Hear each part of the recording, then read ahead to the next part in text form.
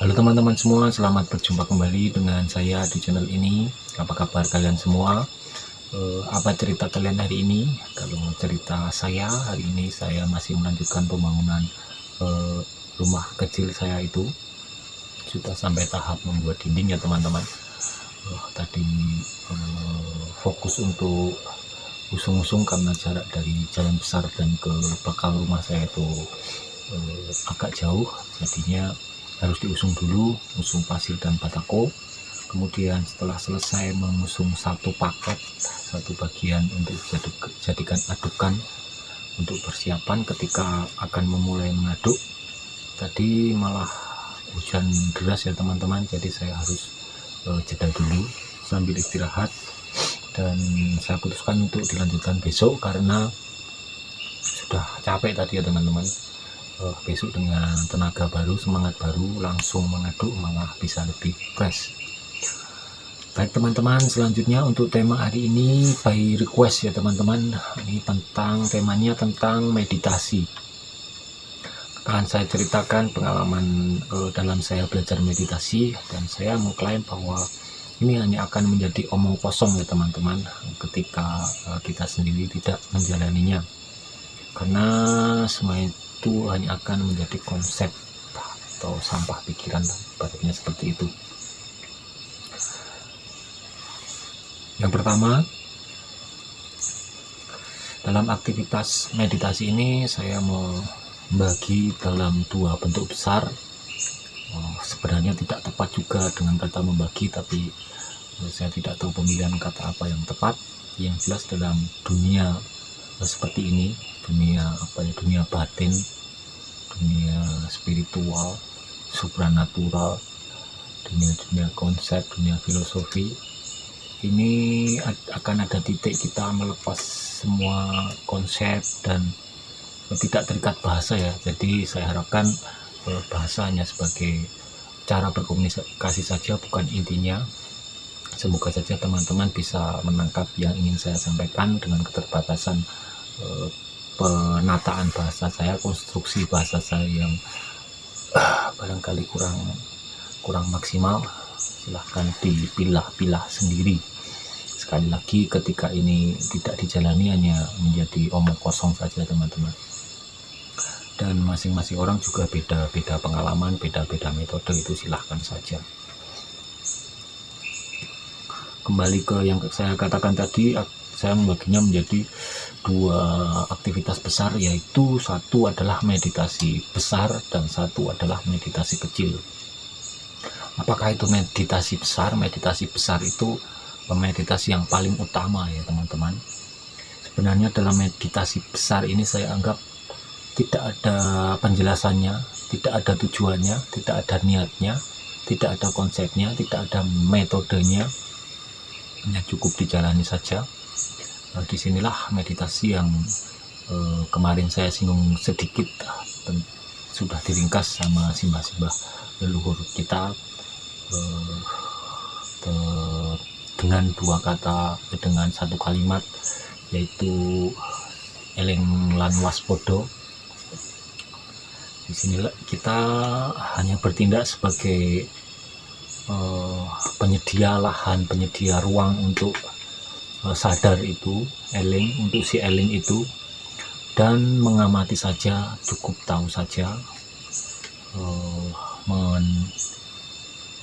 berusaha meruntuhkan tentang pemikiran-pemikiran kita, keakuan kita teman-teman. Tentang meditasi besar di sini tidak ada konsep, tidak ada alasan, tidak ada tujuan, tidak ada niat, tidak harus duduk, tidak harus ini, tidak harus itu, tidak ada aturan bakunya. Jadi apa yang sebaiknya saya jelaskan sebenarnya juga tidak ada, dan saya juga tidak menganggap mengklaim saya juga ahli dalam hal itu, tapi setidaknya saya menganggap itu adalah salah satu jalan yang beruntung sekali bisa kutemukan ya teman-teman. Itulah meditasi besar. Tujuannya apa meditasi besar? Ya itu tidak ada tujuan, itu lebih ke mengamati apa yang ada, tidak ada apa-apa, awur-awuran saja. Karena di situ meskipun pikiran akan melompat ke sana kemari, ya biarkan saja semuanya, loskan saja. Nanti ada titik di mana akan ada si sadar itu masuk. Si sadar bagaimana yang dimaksudkan itu, teman-teman pernah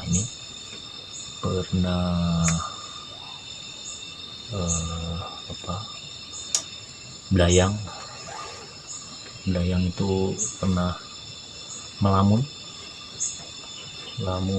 Kita saat melamun, menurut teman-teman sadar nggak? Kurang lebih jawabannya nggak sadar ya. Terus tiba-tiba kita terjaga dari lamunan. Kita tiba-tiba di situ ada rasa sadar kan, kosong, peralihan itulah yang namanya sadar. Setelah sadar juga akan kembali didominasi lagi dengan pikiran kita, itu menjadi kembali ke si sadar itu akan hilang lagi karena sudah langsung ditabrak oleh pikiran lagi. Kita tidak bisa lepas dari pikiran, artinya kita pun tidak punya kendali dalam hal-hal semacam itu. Disitulah kita hanya menyiapkan ruang-ruang atau lahan untuk si sadar itu datang. Dan untuk kelanjutannya kita cukup amati saja. Itulah sekilas tentang meditasi besar. Tidak ada tujuan, tidak ada apa-apa, tidak ada konsep, tidak ada metode, tidak harus ini, tidak harus itu. Itulah yang meditasi yang utama, seperti filosofi orang Jawa, selalu eling lan waspada, menyiapkan ruang, menyiapkan lahan bagi si eling itu untuk datang ke kita. Dan untuk kelanjutannya kita akan pergi ke alam keheningan. Setelah meditasi besar, terus selanjutnya akan ada kalimat-kalimat yang diwakili ada kode-kode yang diwakili oleh kalimat-kalimat dari leluhur kita. Nah, sekali tadi sudah diringkas dengan kalimat ayeman waspada, nanti ada juga mati sajroning urip sajroning mati. Itu menjadi sesuatu yang baru ke kedalamannya ketika kita menjalaninya. Dan saya tidak mengklaim saya sudah ahli ya teman-teman, hanya menceritakan pengalaman saja dan pemahaman yang barangkali salah teman-teman. Ini hanya omong kosong. Kemudian aktivitas meditasi yang kedua yang di samping meditasi besar itu adalah meditasi kecil. Ini istilah yang saya otak-atik aja ya teman-teman, bukan istilah baku. Saya sudah katakan tadi di awal bahwa istilah-istilah itu hanya cara berkomunikasi saja. Meditasi kecil ini saya anggap inilah yang beredar di pasaran.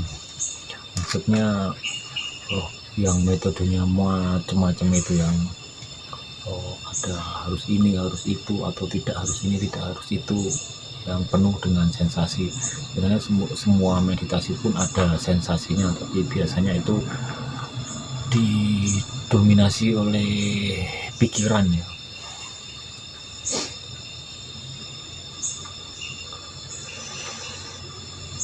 Itulah tentang meditasi kecil, meditasi dengan yang biasa kita lakukan.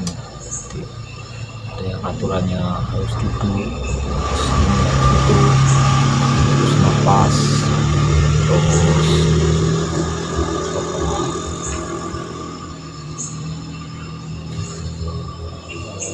dengan wirid, dengan itu bisa saya rangkum menjadi istilah meditasi kecil. Aktivitas meditatif seperti renungan itu juga saya anggap tetap meditasi kecil. Batas antara meditasi kecil dan meditasi besar memang kadang-kadang sangat tipis ya teman-teman, tapi saya tetap memutuskan untuk memilah itu, karena meditasi yang utama adalah meditasi besar itu, meditasi dalam satu kehidupan kita ini. Dalam meditasi juga ada istilah kontemplasi. Kontemplasi ini adalah perenungan, sederhananya seperti itu, perenungan dari hari ke hari, perenungan dalam meditasi disiplin, perenungan dalam konsep, perenungan dalam keyakinan, itu saya anggap kontemplasi.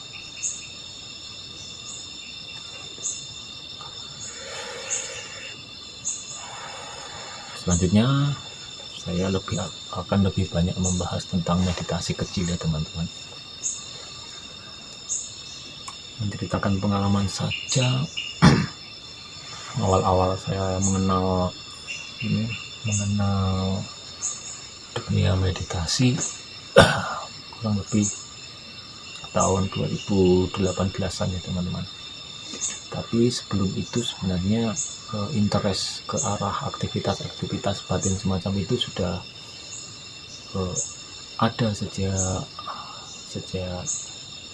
dulu ya, sejak kecil. Sebenarnya saya anggap semua manusia pun mengalami itu, cuma diperhatikan atau tidak. Biasanya disebabkan karena pengalaman supranatural, spiritual. Kenapa saya membedakan supranatural dan spiritual? Kalau supranatural itu yang berkaitan sama ini ya, sama hal-hal yang heboh-heboh itu, misalnya hantu-hantu, misalnya sensasi-sensasi yang spektakuler seperti itu, saya anggap supranatural. Kalau spiritual lebih ke ini ya, lebih ke perenungan dari hari ke hari, yang biasanya menuju ke kesadaran yang lebih tinggi. Ada yang disebut dengan spiritual ketuhanan, ada yang disebut apalagi yang jelas spiritual itu menurut saya kedudukannya lebih dalam daripada supranatural ini, seperti seolah-olah ada batasnya. Si supranatural ini untuk terus melaju itu ada batasnya, kalau spiritual itu lebih ke terus bertumbuh. Makanya saya membedakan seperti itu. Spiritual itu nanti bisa mengarahkan, tepat nggak ya? Ya, bisa mengarahkan ke ini, ke yang saya sebut meditasi besar tadi, dan saling kolaborasi ya. Meskipun meditasi besar itu tidak bisa dipurih, tidak bisa digaduk-gadukkan, tapi ya seperti itulah prosesnya. Ini saya anggap bukan tahapan-tahapan ya, tapi semua seiring berjalan, saling menyatu, saling melengkapi, dan saling berproses.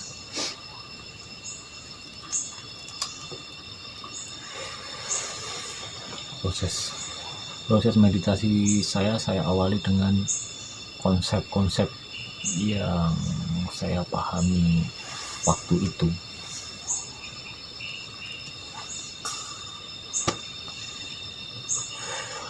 Di situ saya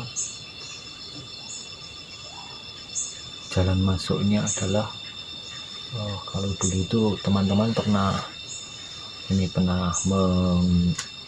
belajar matematika, terus ada rumus. Ketika teman-teman memahami rumus itu kan ada perasaan klik, nah, atau aha Jadi perasaan itu saya namakan kelegaan.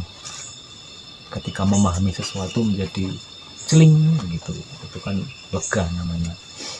Itulah jalan masuk yang dulu saya ugemi ya teman-teman. Jadi ketika dalam aktivitas apapun itu ada klik, ada ini dia, itu saya namakan kelegaan. Disitulah saya mulai tertarik dengan petunjuk-petunjuk dari kelegaan itu tadi, dan akhirnya saya memulai aktivitas meditatif itu. Kemudian saat itu karena saya suka membaca, maka saya membaca di buku-buku dan lain-lain sampai pada era internet ini. Jelas informasi seperti itu menjadi kita dimanjakan. Disitulah saya mulai mempraktekkan apa yang ditulis, apa yang saya dapat, bermodalkan kelegaan tadi ya teman-teman. Karena kita tidak tahu tidak tahu mana yang benar dan mana yang salah ya teman-teman. Jadi modalnya atau petunjuknya ketika itu ya kelegaan, seperti ketika kita memahami rumus matematika itu, atau kita memahami sesuatu menjadi klik, menjadi oh begini, itu petunjuknya adalah kelegaan seperti itu. Sehingga saya mulai dari situ saya mulai mempraktekkan dengan apa yang saya baca, saya praktekkan. Itu juga setelah sekali dua kali praktek juga tidak tahu apa-apa, tidak tahu bagaimana, tidak tahu. Yang saya lakukan dulu ya duduk diam, karena di saat itu yang saya pahami bahwa meditasi itu juga harus seperti itu, harus ini, harus itu. Tidak ada tidak ada progres rasanya, duduk diam sampai pegel. Tuh, ini dulu ya teman-teman, tidak terasa sudah panjang ceritanya. Kita akan lanjutkan di video selanjutnya. Di tahap ini semacam kenalan saja teman-teman tentang aktivitas yang saya alami, yang intinya di akhir cerita tadi saya sudah memulainya. Kembali saya ulangi, saya membagi aktivitas meditasi ini menjadi dua bagian besar, yaitu meditasi besar dan meditasi kecil. Meditasi besar itu yang tanpa tujuan, tanpa niat, tanpa lain-lain, yang intinya ya kita menyiapkan ruang untuk si eling, si sadar itu, dan kemudian kita mengamati, cukup melihat, cukup memahami saja, tidak ada motif lainnya. Kemudian yang meditasi kecil adalah meditasi yang penuh dengan sensasi, penuh dengan konsep, penuh dengan pengalaman-pengalaman yang menarik. Dan saya ulangi lagi di sini juga sambungan dari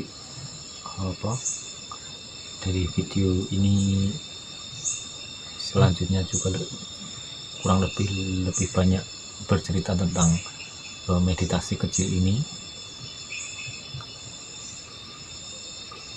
Terus saya akan sambung di video selanjutnya ya teman-teman. Terima kasih sudah menyimak cerita saya. Silahkan gunakan kolom komentar untuk kita berdiskusi. Sampai jumpa teman-teman, bye bye.